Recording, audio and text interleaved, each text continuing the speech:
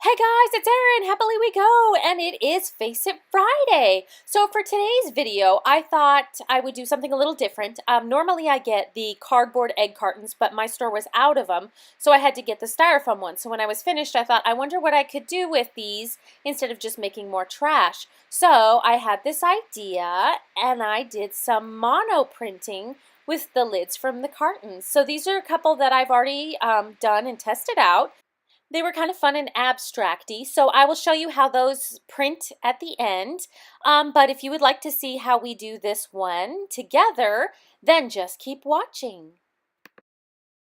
Okay, so I actually sanded the top of this first, mostly just for copyright purposes, so, I wasn't like, hey, advertising a certain egg brand. You don't have to do that, but I think it did make it a little bit easier to see where our lines were.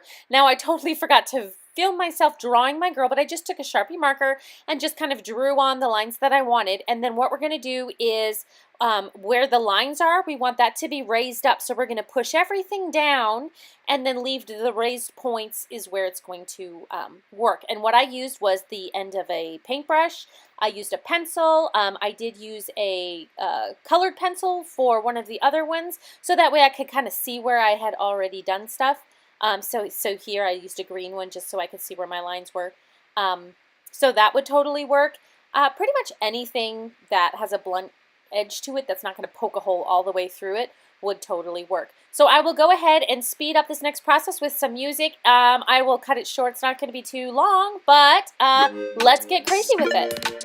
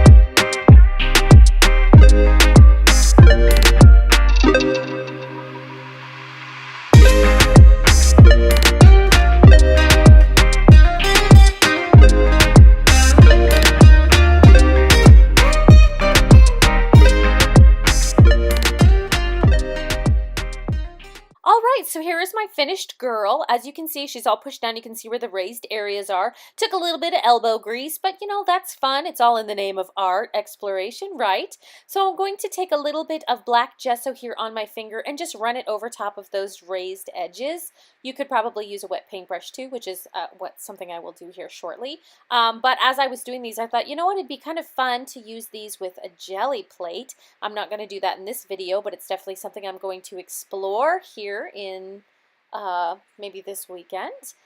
So now we will flip it over and put it on a blank piece of paper here, and you could just use your hands to press it, but I think I'm going to use my brayer, and whoops, I'm off camera, so let me just kind of slide that down for you, and we're going to ever so gently push over this, because we don't want to push too hard, or then we're going to depress our embossed areas. So there we go, look at this, she's kind of, she didn't come out super clean, but I'm still liking the effect. So I'm going to grab a wet paintbrush here and just go over the top of it. It's just water and the gesso's still kind of wet, so it's going to smush it around a little bit, and we will flip her over and try for a round 2 of our imprint. All right, we'll flip it over here. And if you do push harder, you may get some of the background. come through, but that's okay too. Kind of gives it a different effect. So careful not to move it. We'll be gentle and flip it up. There we go. So see, we did get a little bit of that background, but it still looks super cool. How fun is that? These would be super fun to color in and get creative with, or you could do a journal page with them. Here are the swatches of the other ones I did. Here's the little guy. Had fun with that face. This girl I actually did a journal page with that I'll show you, and there's the one we did today. So I hope you guys enjoyed that. Thank you so much for tuning in, and until next time, happy creating.